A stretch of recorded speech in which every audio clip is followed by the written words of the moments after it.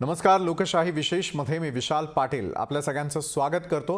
अगदी 4 महिन्यांपूर्वी काँग्रेसमधल्या जुन्या जाणत्या नेत्यांनी लेटर बॉम्ब टाकलेला होता. बरं, थेटपणे नेतृत्वाकडेच बोट दाखवत काँग्रेसला पूर्ण वेळ अध्यक्ष असायला हवा असं ठाम मत या पत्रामध्ये मांडण्यात आलेलं होतं आणि एकच खळबळ देखील उडाली आणि त्यानंतर झालेल्या बैठकीमध्ये या मुद्द्यावरून जोरदार खडाजंगी देखील झाली. पत्र लिहिणाऱ्या नेत्यांवरती टीका करण्यासाठी इतर नेते सरसावले आणि काँग्रेसमधलं वातावरण बिघडत गेलेलं होतं. मात्र आता काँग्रेसचे जुने जाणते नेते आणि मध्य प्रदेशचे माजी मुख्यमंत्री कमलनाथ यांनी पुढाकार घेऊन सोनिया गांधींचं मन वळवण्यामध्ये यश मिळवल्याचं बोललं जात आहे आणि या बैठकीत पक्षाच्या भविष्यावरती चर्चा करण्यात आल्याची माहिती राज्याचे माजी मुख्यमंत्री पृथ्वीराज चव्हाण यांनी दिली आहे. यामुळे आता काँग्रेसमधील नेते कामाला लागणार का, पुन्हा सत्ता आपला पक्ष वाढवण्यासाठी प्रयत्न करणार का, असे अनेक प्रश्न या निमित्तानं उपस्थित होतात. यावरच आपण आजच्या लोकशाही विशेषमध्ये चर्चा करणार आहोत. आता कामाला लागणार या विषयावर.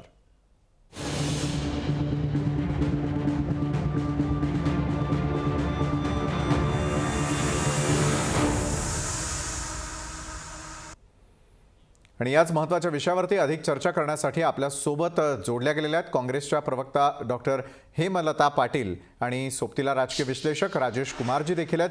इतर मान्यवर जे आहेत ते लवकरच आपल्यासोबत जोडले जाण्याची शक्यता देखील आहे. सुरुवात जी आहे डॉक्टर हेमलता पाटील यांच्यापासून आपण करूयात. डॉक्टर हेमलता पाटील, काँग्रेसला गेलेलं जे वैभव आहे ते परत मिळवून देण्यासाठीचे प्रयत्न गेल्या कित्येक दिवसांपासून काँग्रेस करत असल्याचं आपल्याला दिसून येत आहे आणि त्याच पार्श्वभूमीवरती सोनिया गांधी यांनी आमंत्रित केलेली जी बैठक होती त्या बैठकीमध्ये नेमक्या कुठल्या महत्त्वाच्या विषयांवरती चर्चा झाली ते जाणून घ्यायला आवडेल. डॉक्टर हेमलता, आपण बोलला ते विचार बरोबर आहे. काँग्रेसला गतवैभव प्राप्त करून देण्यासाठी काय करता येईल आणि शीर्षक पण फार आपण मजेशीर दिलंय की पुन्हा कामाला लागणार का. वस्तुस्थिती आहे, स्वातंत्र्यपूर्व काळापासून स्वातंत्र्य लढ्यामध्ये हा पक्ष होता आणि ह्या पक्षाची खूप मोठी भूमिका होती. या देशाचं सामाजिक स्थैर्य असेल, आर्थिक स्थैर्य असेल, हे सगळं टिकवण्यामध्ये हा पक्ष पुढारलेला होता. त्यांनी पुढाकार घेतला आणि आपण देशामध्ये आज जो आमूलाग्र बदल घडला तोही बघितला.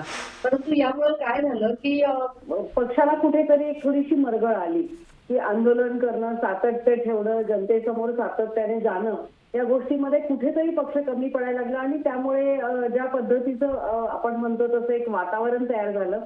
आता आपण बघितलं की काही नेत्यांनी, ज्येष्ठ नेत्यांनी या पक्षाला कायमस्वरूपी एक चांगलं नेतृत्व हवं किंवा सतत पक्षाला वेळ देणारं नेतृत्व हवं अशी मागणी केली. त्यामध्ये काही चुकीचं नाही, कारण सोनिया गांधींनी युपीएचं अध्यक्षपद असेल किंवा पक्षाचं अध्यक्षपद असेल अतिशय समर्थपणे सांभाळलं.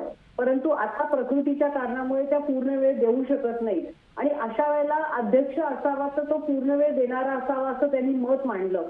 बरं, हे जे सगळे नेते आहेत ते काँग्रेसमधले अत्यंत ज्येष्ठ नेते आहेत. काँग्रेसबद्दल अत्यंत मनामध्ये ममत्व बाळगणारे आहेत. काँग्रेसमध्ये काम करणारे हे सगळे ज्येष्ठ नेते आहेत आणि तोच प्रश्न विचारात घेऊन आजची ही जी मीटिंग झाली त्याच्यामध्ये कशा पद्धतीने हा पक्ष पुढे जाईल, कशा पद्धतीने नेतृत्व दिलं जाईल, अध्यक्षपदाची धुरा कशा पद्धतीने आणि कोणाला सोपवली जाईल याबद्दल काही चर्चा झाली आणि त्या दृष्टीने आता पक्षाने एक स्वतःचं एक असं धोरण आता तयार केलेलं आहे आणि त्या माध्यमातून पक्ष हा पुढचा जो काळ आहे त्याच्यामध्ये पक्ष कशा पद्धतीने वाटचाल करेल त्याच्यावरती साधक बाधक चर्चा झाली. निश्चितच आहे. आपण सांगितलं की एकंदरीत या चर्चेदरम्यान काय काय घडलं, कुठल्या महत्त्वाच्या मुद्द्यांवरती चर्चा झाली ते. राजकीय विश्लेषक राजेश कुमार यांच्याकडे आपण जाऊयात. राजेश कुमार जी, स्वागत है आपका आज की इस विशेष चर्चा में. राजेश कुमार जी, अगर देखा जाए तो सबसे बड़े दो पक्ष कांग्रेस और भाजपा एक दूसरे से जब भिड़त हुई तो उसके बाद में कांग्रेस का सुपड़ा साफ होता हुआ नजर आया. उसके बाद जो नाराजगी कुछ बड़े नेताओं में है, उस नाराजगी को लेकर एक पत्र जो है सोनिया जी को लिखा गया. 23 जो कांग्रेसी थे उन लोगों ने यह पत्र उनको लिखा हुआ था.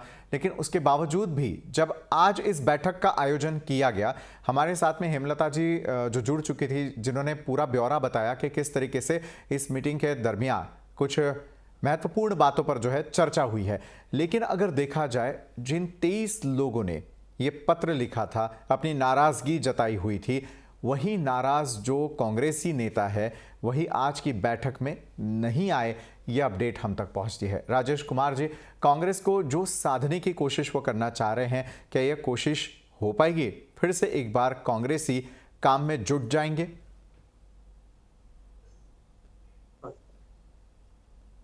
ये बात मान के चलना पड़ेगा कि कांग्रेस पार्टी जो है देश की सबसे पुरानी पॉलिटिकल जी पार्टी हाँ। है और आज की तारीख में कांग्रेस की स्थिति बेहद कमजोर है।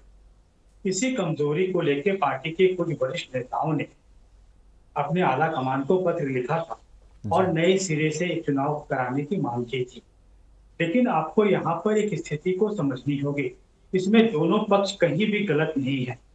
चाहे वो जिन पक्ष ने पार्टी अध्यक्ष को लेटर लिखा हुए भी और जो अभी उनको जवाब नहीं दे रहे हैं वो भी, क्योंकि कभी कभी राजनीति में ऐसी स्थितियां पैदा हो जाती है जी जिसका उत्तर तत्काल नहीं होता है। ये बीजेपी को भी सामना करना पड़ा था। अभी जो स्थितियां हैं वो क्या है, कांग्रेस पार्टी ने बुलाई मीटिंग, कई लोग उसमें नहीं आए जिन लोगों ने आवाज उठाई थी। हालात ऐसे हैं कि बात हो रही है कि कांग्रेस प्रेसिडेंट अगला कौन होगा। देखिए, मैं ये मान के चलता हूं कि जो कांग्रेस अध्यक्ष है, किसी भी पार्टी के अध्यक्ष में बदलाव होते रहना चाहिए, इससे पार्टी का संचालन दुरुस्त होता है। लेकिन वर्तमान स्थिति में कांग्रेस की यदि अध्यक्ष पद को लेकर गांधी परिवार से कोई बाहर आता है तो हालात ऐसे हैं कि स्थिति संभलेगी नहीं, क्योंकि इसके दो कारण हैं। पहला कि कांग्रेस में ही एक बड़ा गुट है जो कोई किसी को पूर्ण रूप से साथ नहीं दे रहा है। जैसे अभी एक गुट बना हुआ है, साथ नहीं दे रहा है, और सही उस समय भी एक नया गुट बन जाएगा। दूसरा, अभी केंद्र देश की सत्ता में सबसे बड़ी पार्टी बनी हुई है बीजेपी और सत्ता में है, उससे टकराहट है। तो ऐसे हालात में नए अध्यक्ष पद का चुनाव, नए गांधी परिवार से बाहर का चुनाव एक मुश्किल खड़ा कर सकता है। जी विशाल।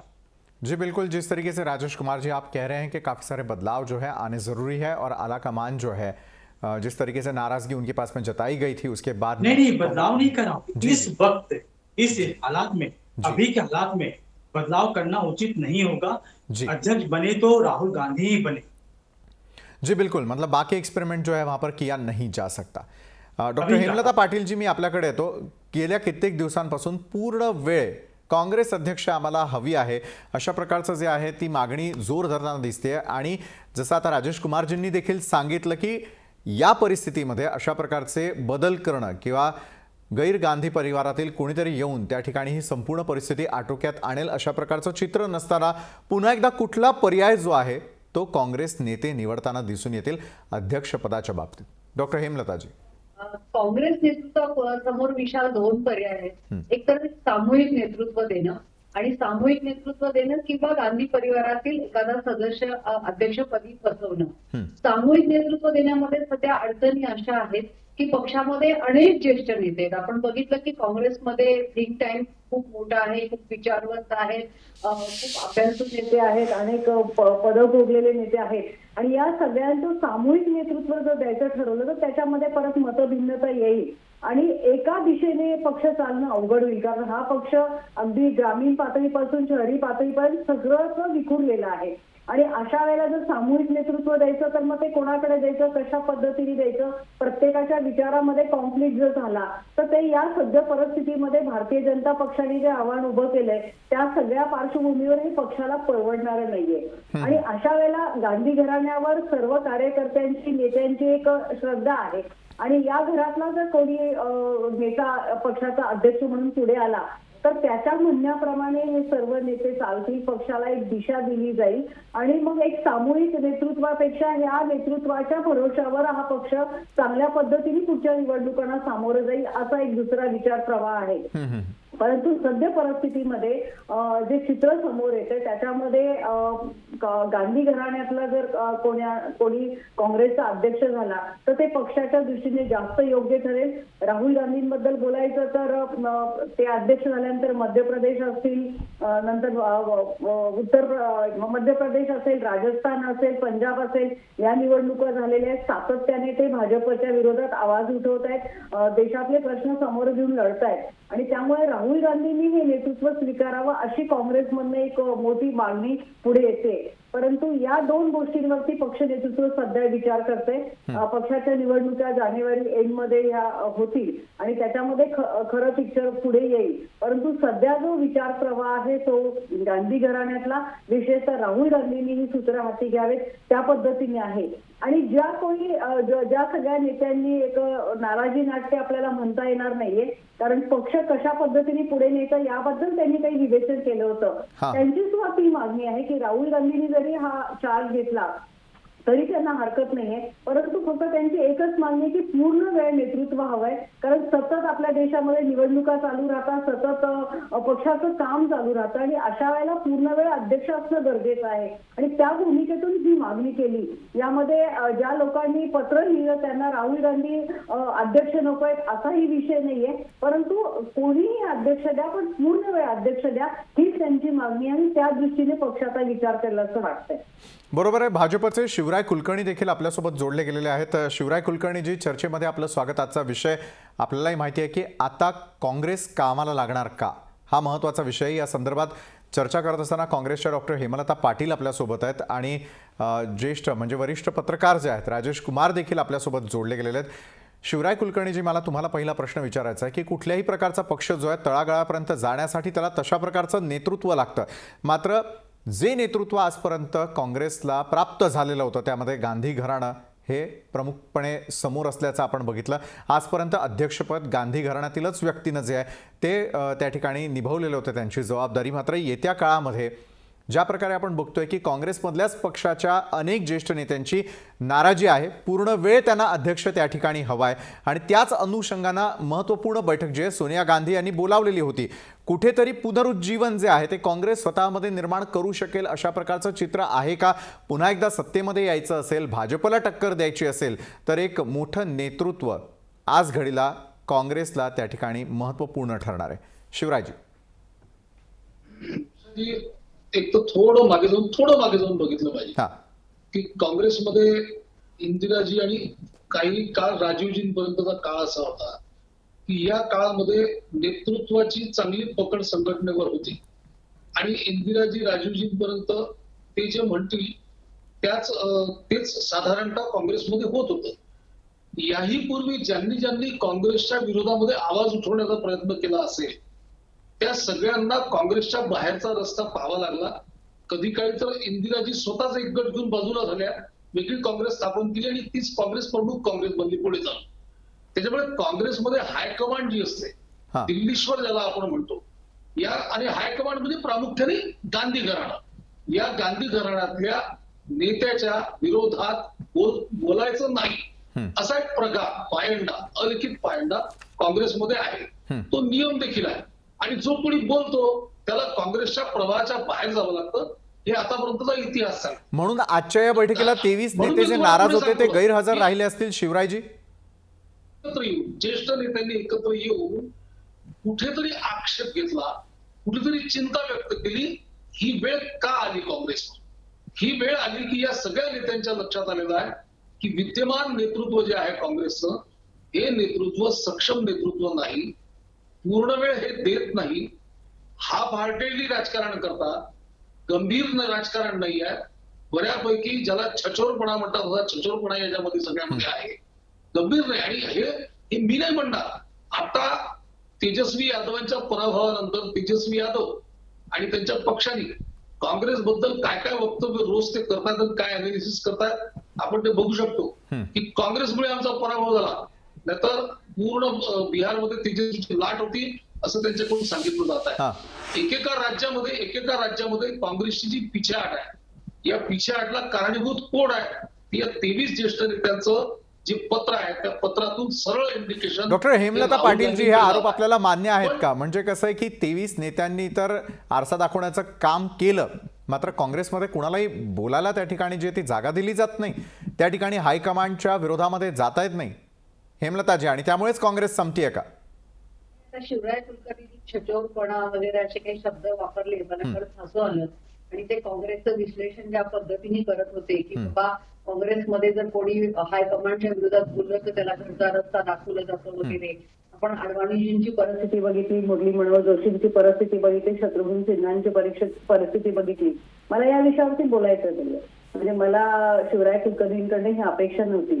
दुसरी गोष्ट म्हणजे काँग्रेसमध्ये जर बोलायचीच परमिशन नसती तर एवढ्या ज्येष्ठ नेत्यांनी, म्हणजे काँग्रेसमध्ये ज्यांचं योगदान आहे, अनेक वर्षापासून जे काँग्रेसमध्ये कार्यरत आहे, त्यांनी त्यांची भूमिका मांडली नसती. आणि ती भूमिका कुठेही कशाही पद्धतीने काँग्रेस विरोधामध्ये नव्हती. तर काँग्रेस पक्ष सक्षमपणे पुढे जाण्यासाठी काय करता येईल त्यासाठी एक विधायक त्यांनी काही सूचना केल्या होत्या. त्यांनी विरोध केला, त्याला काँग्रेसने ऑब्जेक्शन घेतलं असं काही नाही. सोनिया गांधीजी या सगळ्यांशी संवाद साधतायत, सगळ्यांच्या मनामध्ये काय प्रश्न आहेत आणि कशा पद्धतीने पक्ष पुढे गेला पाहिजे. आणि काँग्रेसमध्ये जर लोकशाही नसती तर ह्या लोकांनी पत्र कसं लिहिलं असतं, आजपर्यंत त्यांच्यावरती कारवाई नसती झाली का, त्यांना पक्षामध्ये ठेवलं गेलं नसतं का, असं काही नाहीये. म्हणजे ज्या पद्धतीने त्यांनी त्यांचं म्हणणं मांडलं, पक्ष नेतृत्वाने त्यांच्या म्हणण्याची दखल घेतली आणि त्याच्यावर विचार विनिमय सुरू आहे. फक्त विषय आमच्या पक्षाचा अंतर्गत आहे की आमच्या पक्षाचा अध्यक्ष कोण असावा आणि तो ठरवण्याचा निर्णय हा पूर्णपणे काँग्रेस पक्षाचा आहे. काँग्रेस पक्ष त्याच्यावरती निर्णय घेईल आणि कशा पद्धतीने नेतृत्व देतो ते काँग्रेस पक्ष ठरवेल. शिवरायजी, म्हणजे गेल्या 2014 पासून काँग्रेस मुक्त भारतचे आपण स्वप्न बघतोय आणि आपण ज्या पद्धतीने काँग्रेस युक्त भाजपा केलं, ज्या पद्धतीने नेत्यांना गळायला लावायचं आणि जे गळाला लागत नाही त्यांच्यावर ईडी सीबीआयची चौकशी लावायची, त्या पद्धतीचं राजकारण आपण केलं. ते घाणेरडं राजकारण, त्या थराला जाऊन राजकारण काँग्रेस पक्षाने कधीच केलं नाही. बरं, नक्कीच. म्हणजे या घाणेरड्या राजकारणाचा फटका बसला असं आपल्याला म्हणायचंय. आम्ही चांगल्या पद्धतीने सोडू. आणि शिवरायजी, या टीव्ही चॅनलवरती अत्यंत जबाबदारीने सांगते की त्या सगळ्या नेत्यांनी जो लेटर बॉम्ब टाकलाय असं आपण म्हणता, याच्यामध्ये कोणीही काँग्रेस विरोधी कारवाई करणार नाही. काँग्रेसला सोडून हे कोणीही विचार वेगळा करणार नाहीये. फक्त काँग्रेस पक्ष भक्कमपणे कसा समोर जाईल याचा विचार करणारे हे लोक आहेत. त्यामुळे कोणीही ती स्वप्न बघू नये की ज्या पद्धतीने ज्योतिरादित्य सिंधिया गळाला लागले तसा एक एक नेता आपल्या गळाला लागतोय, तर असं कोणी स्वप्न बघू नये. पक्ष हा परत शिवराय कुलकर्णीजी, म्हणजे भाजपचं फोडाफोडीचं राजकारण याला कारणीभूत आहे असं जे एकंदरीत डॉक्टर हेमलता पाटील यांच्या बोलण्यातून येताना दिसतं. आणि कुठलेही इतर जे नेते ते तुमच्या गळाला लागणार नाही. बरं, 23 नेत्यांनी नाराजी व्यक्त केल्यानंतर देखील मात्र आज ते सोनिया गांधी यांनी बोलावलेल्या बैठकीलाच गैरहजर होते, हे देखील एक सत्य आहे. शिवरायजी, असं आहे विशालजी की आता हेमलताजी अत्यंत पोटतिडकीने त्यांच्या पक्षाची बाजू मांडतात, त्याबद्दल त्यांचं अभिनंदन केलं पाहिजे. पण इतिहास असतो. चंद्रशेखरांपासून तर बाबू जगजीवन रामांपासून ते यंगस्टर ज्यांना त्या काळात म्हटलं गेलं तरुण पुरते, तेव्हाची उदाहरणं देता येतील. आज आपल्याला जुन्या इतिहासात जायचं नाही, ताज्या याच्यावर आपण ज्यावेळी या 23 लोकांनी पत्र लिहिलं, हे पत्र लिहिल्यावर काँग्रेसची रिएक्शन काय होती? पहिली रिएक्शन, जर यांचं पत्र हे काँग्रेससाठी जर सल्ला होता, या नेत्यांची जर काँग्रेसला चाड होती, तर पहिली रिएक्शन ही होती की याच्यापैकी अनेक प्रमुख पदाधिकाऱ्यांना पत्रानंतर त्यांना त्यांच्या पदावरून खाली कमी करण्यात आलं. हे काही याला काही ताजी घटना ना, फार जुनी नाही आहे. काही महिन्यांपूर्वीचीच घटना आहे की त्यांना त्यांच्या पदावरून खाली करण्यात यावं. नंतर असं लक्षात यायला लागलं की या सगळ्या लोकांना सामावून घेतल्याशिवाय काही होणार नाही आणि म्हणून यांना सामावून घेण्याचा फास, हा ड्रामा काँग्रेस नेतृत्वाकडून सुरू झाला. आणि पॅरलली हा ड्रामा एकीकडे करत असताना दुसरीकडे रणदीप सुरजेवाला यांची काल पत्रकार परिषद होते आणि ते पत्रकार परिषदेमध्ये सांगतात की 99.9% लोकांची इच्छा आहे, काँग्रेस जनांची इच्छा आहे की राहुल गांधीच यात काँग्रेसचे अध्यक्ष झाले पाहिजे. आता 0.01% लोक कोण आहेत काँग्रेसमध्ये की जे राहुल गांधीचं नाव घेत नाहीत? मग ते राहुल गांधींचं घेत नाहीत म्हणजे प्रियंका वाड्राचं घेतात का? कारण की तिसरं नाव घेऊच शकत नाही, कोणाची हिंमतच नाही तिसरं नाव घेण्याची. राहुल गांधी, प्रियंका वाड्रा आणि सोनिया गांधी यांच्या समक्ष दुसऱ्या कोण्या काँग्रेसवाल्याला अध्यक्ष करा हे म्हणण्याची ताकद काँग्रेसवाल्यामध्ये नाही, कोणाच काँग्रेसवाल्यामध्ये नाही.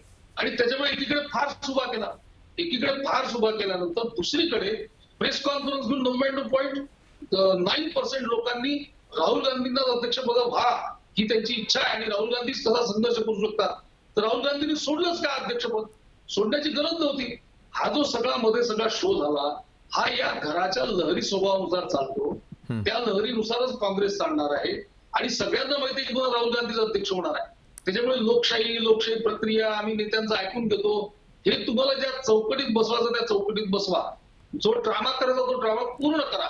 पण हा ड्रामा आहे हे जनतेला माहिती आहे. काँग्रेसमध्ये काँग्रेसमध्ये गांधी घराण्यातला माणूस अध्यक्ष होईल आणि तो नाही झाला तर त्या घराण्याशी एकनिष्ठ असलेला आणि त्या घराण्याशी एकनिष्ठ असलेला आणि त्यांनी हो म्हटलं तर हो म्हणणारा आणि त्यांनी नाही म्हटलं तर नाही म्हणणारा माणूस हा काँग्रेसचा अध्यक्ष होऊ शकतो, पण ती शक्यता कमी आहे. त्याच्यामुळे फार सुरू आहे. त्यामुळे काँग्रेस काही कामाला लागेल वगैरे जर हे राहिलं असतं तर 23 जणांच्या पत्रानंतरच कामाला लागली असती. त्यानंतर आपल्याला दिसली नाही काँग्रेस कामाला लागलेली कुठेही. बरं डॉक्टर हेमलता पाटीलजी, म्हणजे पुलाखालून बरंच पाणी निघून गेलेलं आहे आणि त्यानंतर शिवराय कुलकर्णीजी ज्या प्रकारे म्हणतायत आपल्याला की काँग्रेसच्या गांधी घराण्याचा जो लहरीपणा आहे त्यामुळे काँग्रेसला एका बाजूला जे आहे ती माघार किंवा पिछेहाट प्रत्येक वेळेला घ्यावी लागते का, आणि पुन्हा एकदा मग अशा प्रकारची ड्रामेबाजी करावी लागते की आपण पक्षातल्या नेत्यांचं म्हणणं ऐकून घेतोय? कारण या पुढच्या काळात तुमच्यासमोर अनेक प्रकारची आव्हानं आहेत. येत्या काळात 5 राज्यांच्या असलेल्या निवडणुका त्या देखील काँग्रेसनं डोळ्यासमोर ठेवल्यात का, की त्या ठिकाणी देखील पुन्हा एकदा लहरीपणाचा फटका बसण्याची शक्यता? डॉक्टर हेमलता.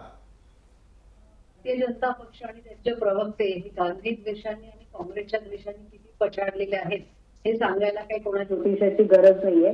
आणि राहुल गांधींचं जे चारित्र्य हनन करण्याचा सातत्याने प्रयत्न केला, म्हणजे अगदी 40 पैसे 80 पैसेवाले ट्रोल सगळे नेमून ज्या पद्धतीने राहुल गांधींचे चारित्र्य हनन करण्याचा प्रयत्न केला हे आपल्याला सगळ्यांना माहिती आहे, सगळ्या लोकांच्या समोर आहे. त्यामुळं भारतीय जनता पक्षाच्या प्रवक्त्यांना काय वाटतं हे महत्वाचं नाही. परंतु हो, तुम्ही जो प्रश्न विचारला, तुम्ही एका चॅनलचे एक जबाबदार तुम्ही आता तो कंडक्ट करताय हा शो म्हणून तुम्हाला सांगायला हरकत नाहीये की आपण जे म्हटलं ते बरोबर आहे की ज्या पद्धतीने हे सगळे पुलाखालून पाणी गेले का किंवा गांधी घराण्याचा लहरीपणा आपण जर बघितलं की राजीव गांधींनी ही जबाबदारी अत्यंत समर्थपणे पेलली. सोनिया गांधींना राजकारणामध्ये विशेष स्वारस्य नव्हतं, परंतु ही देशाची नीड होती, या पद्धतीने पुढे यावं त्यांनी असं काँग्रेस जनांची इच्छा होती, त्यांनी ती जबाबदारी घेतली. आणि त्याच्यानंतर आपण बघितलं की 10 वर्ष काँग्रेस पक्ष सत्तेमध्ये राहिला.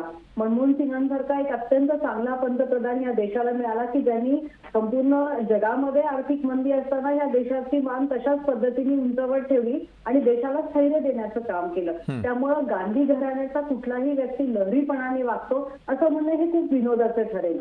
राहुल गांधींची एक इच्छा होती की त्यांचंही ते म्हणणं होतं की तुम्ही आता गांधी घराण्याच्या व्यतिरिक्त, कारण बरेच ओरड झाली की गांधी घराण्याच्या व्यतिरिक्त कोणीतरी द्या, आणि राहुल गांधींना असं वाटलं की राहुल गांधी घराण्याच्या व्यतिरिक्त जर कोणी ही अध्यक्षपदाची धुरा सांभाळत असेल तर त्याला त्यांची हरकत नव्हती. आणि त्यामुळे त्यांनी सांगितलं की जर कोणी तयार असेल तर माझी हरकत नाहीये, आणि म्हणून राहुल गांधी हे काही काळ बाजूला झाले होते. परंतु काँग्रेस पक्षामध्ये मी ज्या पद्धतीने सांगितलं की कार्यकर्त्यांची आणि नेत्यांची इच्छा आणि सांप्रत परिस्थितीमध्ये पक्षाला एक स्थिरीकरण देण्याच्या दृष्टीने किंवा पक्षाला एक दिशा देण्याच्या दृष्टीने आम्हाला राहुल गांधी किंवा गांधी घराण्यातला व्यक्ती हा आम्हाला या अध्यक्ष पदावरती हवा अशी कार्यकर्त्यांनी जी मनोभूमिका मांडली. आणि त्या भूमिकेतून आता निर्णय घेण्यात येईल. त्या भूमिकेतून निवडणुकांमध्ये उमेदवार कोण उभं राहील ते ठरवलं जाईल. आणि ही संपूर्ण प्रक्रिया आता जानेवारीमध्ये होईल आणि त्यानंतर आपल्याला कळेल की कशा पद्धतीने हा पक्ष पुढे चाललाय. परंतु प्रत्येकाने आपापलं मत हे मांडलेलं आहे आणि त्या मताचा सन्मान करून पक्षाने काय भूमिका घ्यायची याच्यावरती हा विचार चाललेला आहे. त्यामुळं कार्यकर्त्यांची भूमिका, नेत्यांची भूमिका आणि पक्ष नेतृत्वाची भूमिका या सगळ्या भूमिकांचे सांगड घालण्याचं काम सध्या चालू आहे. बरोबर है। ज्येष्ठ राजकीय विश्लेषक राजेश कुमार देखिए या चर्चे में। राजेश कुमार जी, अगर आपने सुना होगा कि भाजपा के प्रवक्ता हो या कांग्रेस के प्रवक्ता हो, उनका कहना क्या है? एक जगह पर जो है आरोप प्रत्यारोप ये भी किए जाते हैं कि आला कमान जो है वो जो बोले वही लास्ट वर्ड होता है, कोई उनके खिलाफ जो है नहीं बोल सकता। लेकिन हर पक्ष की एक और जिम्मेदारी होती है कि आने वाले चुनाव को लेकर एक आला कमान जो है जो सही तरीके से अपने पक्ष को बढ़ाने के लिए कोशिश करे, पक्ष को जीत दिलाने की कोशिश करे, उस तरीके से जो है तैयारी करना ज़रूरी है। जब भाजपा कांग्रेस पर आरोप करती है या फिर कांग्रेस भाजपा पर आरोप करती है, घराना शाही को लेकर हो या फिर नेतृत्व को लेकर हो या फिर गांधी घर जो है या फिर गांधी नाम या उनके परिवार को लेकर अगर जब बात करती है, तो उस समय में एक दूसरे के बारे में कहने का अधिकार दोनों पक्षों को है। हर जगह पर जो है आला कमान जो कहती है वही होता है, फिर भाजपा हो या फिर कांग्रेस हो। राजेश कुमार जी। देखिए विशाल, बीजेपी प्रवक्ता शिवराज जी को तो मैं नहीं सुन पाया, उनकी आवाज नहीं आ रही थी हमारे पास। जी जी हाँ, लेकिन मैं ये कह रहा हूं कि जहां तक बीजेपी और कांग्रेस का सवाल है, इसको तुलना इस तरह से करे दोनों पार्टियों, देखिए बीजेपी की जो बुनियाद है वो आरएसएस से है जी। उसकी भी स्थापना आजादी से पहले हुई थी। कांग्रेस पार्टी की भी स्थापना आजादी से पहले हुई 1885 में और बीजेपी के आरएसएस का 1925 में। अब देखिए दोनों पार्टियों में अंतर यह है बहुत बड़ा कि बीजेपी के साथ एक कैडर वर्क करता है।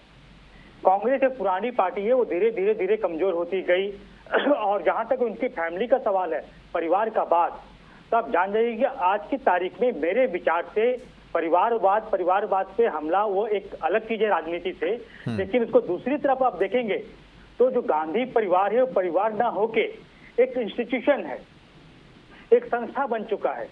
तो आप उस संस्था के जो पार्टी के लीडर्स हैं उनकी नाराजगी को झेलकर आप अलग से कोई पार्टी चलाना चाहेंगे तो वो बहुत लंबे समय तक नहीं चलेगा। जी। एग्जाम्पल के रूप में आप बीजेपी में भी आइए, जब मोदी जी मुख्यमंत्री थे और उनको पार्टी का आला कमान बनाया जा रहा था तो बीजेपी में कितने हंगामे हुए, बीजेपी में कितने हंगामे हुए। लाल कृष्ण आडवाणी के नेतृत्व में सभी लोगों ने उनके जो ग्रुप के लोग थे वो उनका विरोध किया, लेकिन पार्टी को संभाला गया। अब जहां तक राहुल गांधी की सवाल है तो आप देखेंगे कि जो इंस्टीट्यूशन है राहुल गांधी की वहां गलतियां हुई हैं, क्योंकि उन्होंने अभी भी ऐसी कोई कोर टीम नहीं बनाई है जो राष्ट्रीय लेवल पे धूम मचा सके। जैसे एक जमाने में राजीव गांधी के साथ राजेश पायलट हुआ करते थे जी। और कई नेता हुआ करते थे, तो उस दौरान वो दिखती थी, आज वो कहीं गैप ना दिख रहा है। लेकिन जहां तक अभी बीजेपी को टक्कर देने का सवाल है तो इस मोमेंट पे राहुल गांधी को हटाना उचित नहीं होगा, और यदि हटाना भी है राहुल गांधी के खेमे से ही किसी को पार्टी का आला कमान बनाना होगा, अन्यथा वो टक्कर नहीं दे पाएंगे। कारण क्या है कि आप देखिए बीजेपी इतना मजबूत क्यों तो है, पहले ये सोचिए। बीजेपी की मजबूती के कई कारण है, उसमें आरएसएस ने वर्क किया है, उनके कैडर, उनके पुराने लीडर उनके साथ काम कर रहे हैं, लेकिन उनका जो फिनिशिंग टर्म है, मतलब जीत दिलाने का जो टर्म है, तो फिनिशिंग टर्म है, उसमें क्या वर्ड आया आप देखें, उसमें उसको सोचें।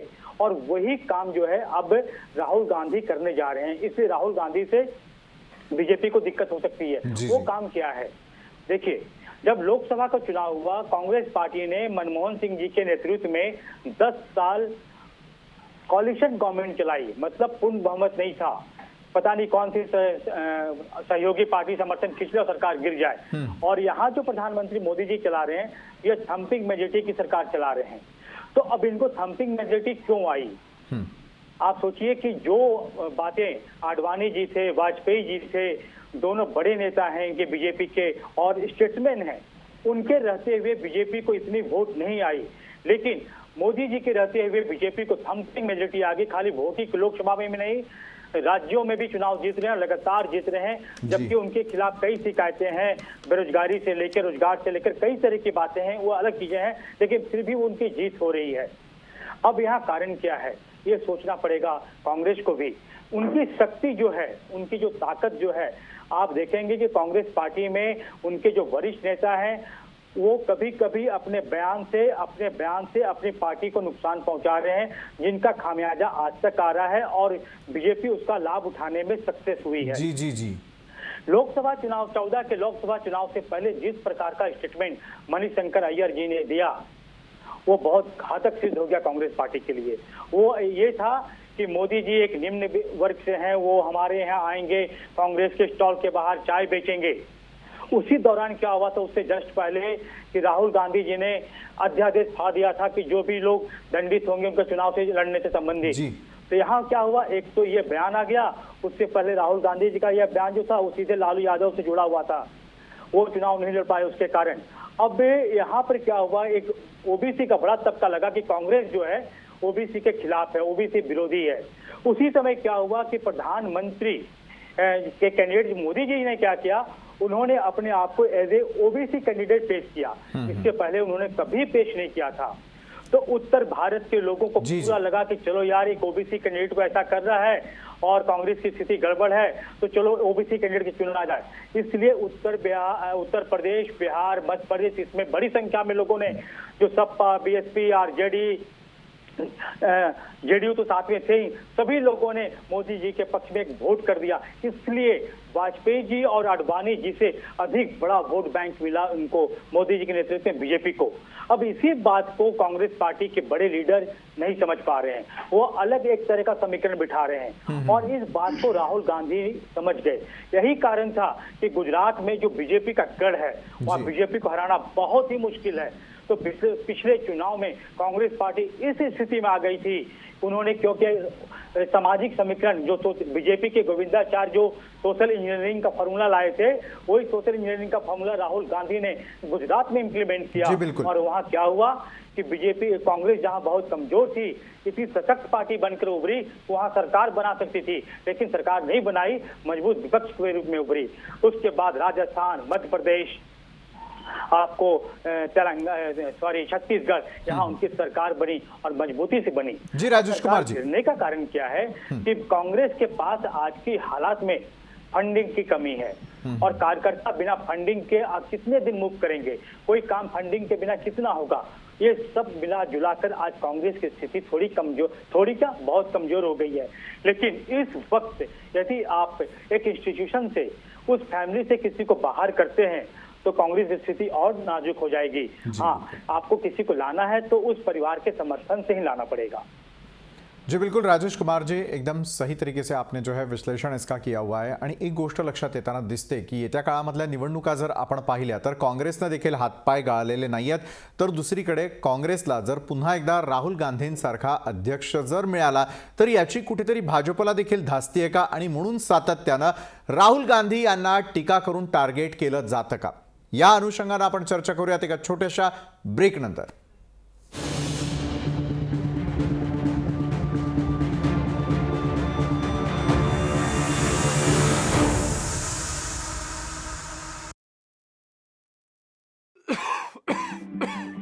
बदलत्या हवामानात चांगल्या आरोग्यासाठी हवी स्ट्रॉंग इम्युनिटी घ्या रिवाइटल एच। याची नॅचरल जिन्सेंग एनर्जी तयार करून ठेवतं, विटामिन सी आणि झिंक इम्युनिटी वाढवतं। रिवाइटल एच, रहा चार्ज्ड। भाजपचे 10 आमदार राष्ट्रवादीच्या संपर्कात आहे, कधीही त्यांचा पहाटेचा तो शपथविधी आणि पोखरणची अनुशासनी ही अतिशय गुप्त राहिली। पहाटेचा शपथविधी नक्की झाला होता का स्वप्नात आला होता? राजकारणामध्ये हरामखोर अंगावर आलं की मग त्याचा पर्यायी शब्द नॉटी। ऑफ द रेकॉर्ड मध्ये पहा सुधीर मुनगंटीवार यांच्याशी दिलखुलास बातचीत शनिवारी रात्री 9 वाजता, रविवारी सकाळी 9 वाजता आणि संध्याकाळी 6:20 फक्त लोकशाही न्यूजवर।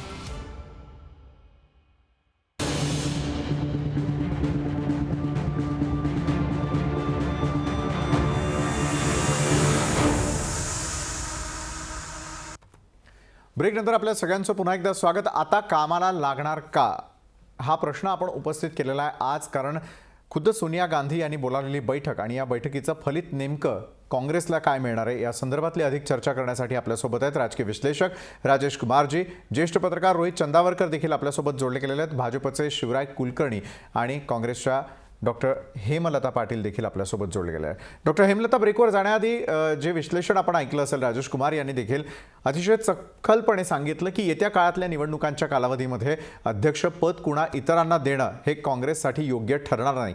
मात्र दुसरीकडे ज्या प्रकारे गुजरातच्या निवडणुकांमध्ये राहुल गांधी यांनी आपलं नेतृत्व कशा प्रकारचं आहे हे दाखवून देण्याचा पुरेपूर प्रयत्न केला आणि काँग्रेसला त्या ठिकाणी बळकट करण्याचा प्रयत्न केला आणि याचीच कुठेतरी भीती जी आहे ती भाजपला वाटते, म्हणून सातत्यानं काँग्रेस टार्गेट केलं जातं का आणि सातत्यानं राहुल गांधींवरती अशा प्रकारची टीका किंवा गांधी घराण्यावरती टीका केली जाते का?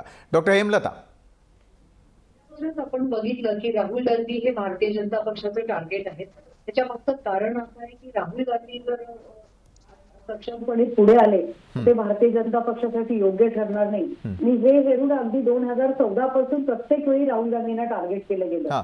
आपण बघितलं की युपीए 10 वर्ष सत्तेवरती होतं, पण असं असताना राहुल गांधींनी स्वतःकडे एकही मंत्रीपद घेतलं नाही। ते त्यांना सहज शक्य होतं, त्यांना मंत्रीपद घेता आलं असतं। त्यामागचं कारण असं होतं की त्यांना काँग्रेसची जी संघटना आहे ती संघटना सक्षम करण्यासाठी काय करता येईल। मी जसं सुरुवातीला म्हटलं की अनेक वर्ष पक्ष सत्तेत राहिल्यानंतर कुठेतरी संघटना थोडीशी कमजोर होती आणि मग संघटनेकडे थोडंसं दुर्लक्ष होतं, कारण सतत तुम्ही सत्तेची पद घेत असता। आणि अशा वेळेला राहुल गांधींनी नेमकं हे हेरून आपली संघटना कशी बळकट करता येईल, युवक काँग्रेस असेल, महिला काँग्रेस असेल, NSU असेल, ह्या विंग कशा सक्षम करता येईल याच्याकडे जास्त लक्ष दिलं. त्यांनी जसा प्रवास केला तसं कार्यकर्त्यांमध्ये चैतन्य आणलं आणि त्या पद्धतीने त्यांची लढाई होती. आपण बघितलं की गुजरातचं जसं आता उदाहरण दिलं गेलं की गुजरातमध्ये एवढा भारतीय जनता पक्ष आणि मोदींचा करिश्मा असल्यामुळे गुजरातमध्ये काँग्रेसला यश मिळणार नाही अशी परिस्थिती असताना ज्या पद्धतीने ती निवडणूक त्यांनी ती संपूर्ण हाताळली आणि आपण म्हणतो की गुजरातमध्ये मोदींच्या यशापेक्षा राहुल गांधींचेच अपयशाची जास्त चर्चा झाली, इतकं त्यांना त्या ठिकाणी समर्थन मिळालं. त्यामुळे पक्ष संघटन हे बळकट करण्याकडे राहुल गांधींचा जास्त ओढा आहे. पक्षामध्ये जे खरं काम करतात, स्टेटअप म्हणण्यापेक्षा जे तळागाळामध्ये कार्यकर्ते काम करतात त्या कार्यकर्त्यांना हेरून त्यांच्याशी संवाद साधून त्यांना कसं पुढे आणता येईल याच्याकडे राहुल गांधींचं लक्ष आहे. आणि त्यामुळे कुठेतरी भारतीय जनता पक्षाला असं वाटतंय की अशा पद्धतीने राहुल गांधींनी जर सगळी सूत्र हातामध्ये घेतली तर त्यांना पुढचं इलेक्शन हे अवघड जाणार आहे. आणि त्यामुळे केवळ राहुल गांधींना सतत टार्गेट करणं, घराणेशाहीवर आरोप करणं, राहुल गांधींबद्दल वेगवेगळे व्हिडिओज एडिट करून प्रदर्शित करणं, हे सगळं कारणाने हे भारतीय जनता पक्ष सातत्यानं करत आहे. आणि म्हणूनच आपण जे म्हटलं तीच शंका बरोबर आहे की राहुल गांधी अध्यक्षपदावरती बसणं हे कुठल्याही पद्धतीने भारतीय जनता पक्षाला मानवणारं नाहीये आणि त्याच्यामुळे हा सगळा त्यांचा उपद्रव. शिवराय कुलकर्णीजी, आश्चर्य हे वाटतं की काँग्रेसचा अध्यक्ष जणू काही भारतीय जनता पार्टी ठरवते या पद्धतीने इथे सगळी चर्चा सुरू आहे. कशी काँग्रेसचा अध्यक्ष किंवा भारतीय जनता पार्टी ठरवत. मी तुम्हाला अगदी या चर्चेच्या दरम्यान अत्यंत नम्रपणे सांगू इच्छितो की रणदीप सिंग सुरजेवाला काल असं म्हणाले की 99.9% लोकांना वाटतं की राहुल गांधीच पुन्हा अध्यक्ष झाले पाहिजे. तुम्ही मला विचाराल तर मी तुम्हाला सांगतो मी 0.1% सुद्धा सोडायला तयार नाही.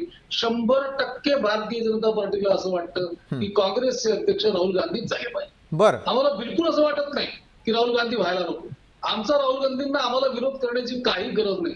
राहुल गांधी जे काही आरोप प्रत्यारोप करतात त्यावरून सोशल मीडियावरून ते जे रंगवले जातात ते रंगवले जाणार आहे.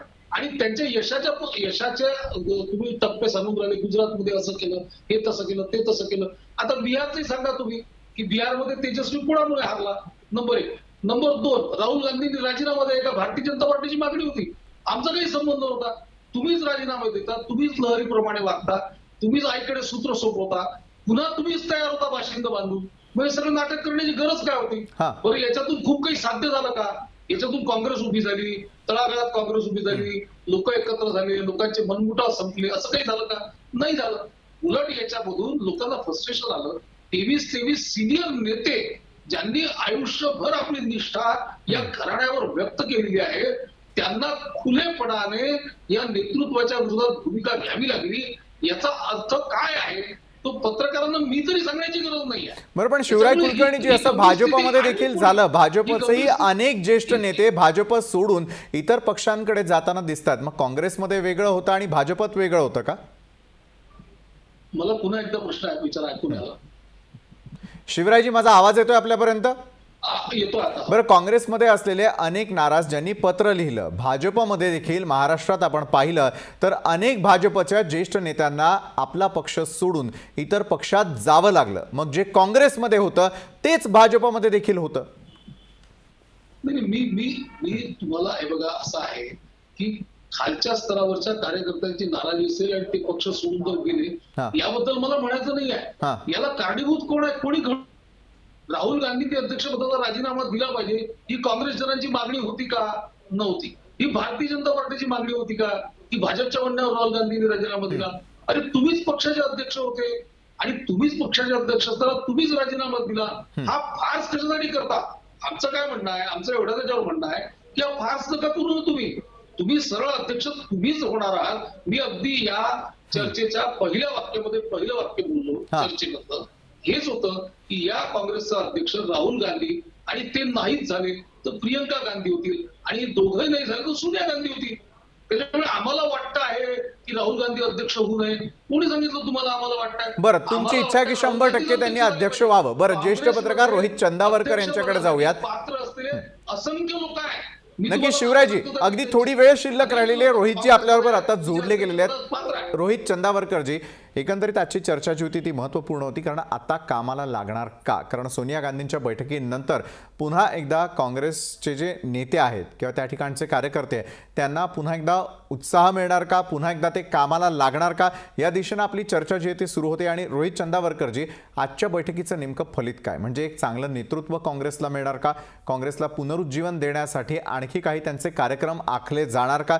ज्या प्रकारे शिवरायजी आता मगाशी म्हणालेत की राहुल गांधी हेच पुन्हा एकदा जे ते अध्यक्षपदावरती विराजमान होतील आणि दुसरीकडे काँग्रेसच्या नेतृत्वाबाबत आत्ताच निर्णय घेणं हे अत्यंत आवश्यक आहे.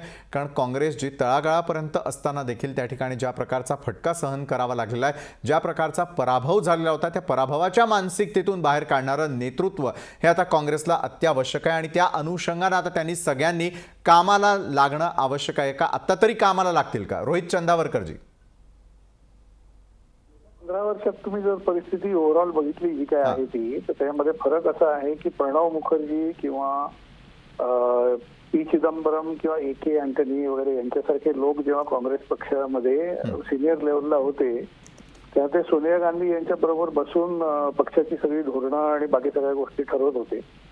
आणि UPAची सत्ता मुळात आली ती प्रणव मुखर्जी यांनी एक रिपोर्ट दिला की आपण छोट्या पक्षांची अलायन्स केला पाहिजे, देशातल्या वेगवेगळ्या छोट्या पक्षांची 2004च्या निवडणुकीसाठी. आणि तो रिपोर्ट सोनिया गांधी यांनी मान्य केला. प्रणव मुखर्जी कमिटी या नावाने ती कमिटी स्थापन झाली होती. आणि त्यांनी 2004 मध्ये जे शायनिंग इंडिया असं एक कॅम्पेन आमचे मित्र प्रमोद महाजन आणि अटल बिहारी वाजपेयी यांच्या नेतृत्वाखालच्या सरकारसाठी केलं, त्याच्या कंपॅरिझन मध्ये किंवा त्याच्या स्पर्धेमध्ये UPA स्थापन करून 13, 14, 15 पक्षांबरोबर निवडणूक एकत्र लढवल्यामुळे 2004 मध्ये सोनिया गांधी यांच्या नेतृत्वाखाली काँग्रेसचं सरकार परत आलं सत्तेत आणि मनमोहन सिंग यांना पंतप्रधान करण्यात आलं. आज साधारण 20 वर्षानंतर परिस्थिती अशी आहे की काँग्रेस पक्षाच्या अध्यक्ष सोनिया गांधी असतील, आता राहुल गांधी परत होतील किंवा कोणी जे होतील, त्यांना आजूबाजूला AK अँटनी, पी चिदंबरम किंवा अन्य जी मंडळी आहेत, आता प्रणव मुखर्जीचं नाहीच आहेत, पण अशी जी मंडळी आहेत त्यांच्या बरोबर बसून काय करायचं हे ठरवणं हे अवघड झालेलं आहे. आणि ते का अवघड झालंय हे कोणालाच माहित नाही. जे पक्षातले सिनियर लोक आहेत ज्यांना खूप अनुभव आहे त्यांनी काही ठरवणं आणि शरद पवारांसारखे स्वतःचा पक्ष काढलेले महाराष्ट्रातले, बंगालमध्ये ममता बॅनर्जी, इतर ठिकाणी जे लोक आहेत ते त्यांच्या बरोबर बसून एक कॉमन अलायन्स जर बनवला नाही काँग्रेसनी तर अशा हजारो मीटिंग सोनिया गांधी यांनी घेऊन सुद्धा काही उपयोग होणार नाही. प्रश्न असा आहे की देशाच्या वेगवेगळ्या राज्यामध्ये तामिळनाडू पासून, केरळ पासून, महाराष्ट्रापासून बंगालपर्यंत छोट्या पक्षांना असं फिलिंग आलंय की सोनिया गांधी आणि राजीव गांधी यांनी राहुल गांधी यांनी सत्ता फक्त स्वतःच्या हाती ठेवली आणि आम्हाला त्यामध्ये पुरेसा शेअर दिला नाही, त्यामुळे हे छोटे पक्ष सगळे वेगळे झाले. त्यांना बरोबर आणून जर एकत्र जर काही आघाडी बनवली नाही तर या मीटिंगचा काही उपयोग होणार नाही असं मला वाटतं. बरोबर आहे रोहितजी, अतिशय महत्त्वाचा मुद्दा आपण उपस्थित केला आणि ती पुन्हा एकदा मोठ बांधता येणं, अशा प्रकारचा अध्यक्ष जो आहे तो काँग्रेसला मिळणं अत्यंत गरजेचं आहे. आणि त्याच अनुषंगानं काँग्रेस जी आहे ती आता कामाला लागणार का या प्रश्नाचं उत्तर येत्या काळामध्ये स्पष्ट होईलच. धन्यवाद रोहितजी, धन्यवाद राजेश कुमारजी, धन्यवाद शिवरायजी आणि धन्यवाद डॉक्टर हेमलता पाटील जी आपण या चर्चेमध्ये सामील झालात त्यासाठी. तर लोकशाही विशेषमध्ये वेळ झालेली, तर थांबण्याची ताज्या बातम्यांसाठी पाहत राहा लोकशाही न्यूज.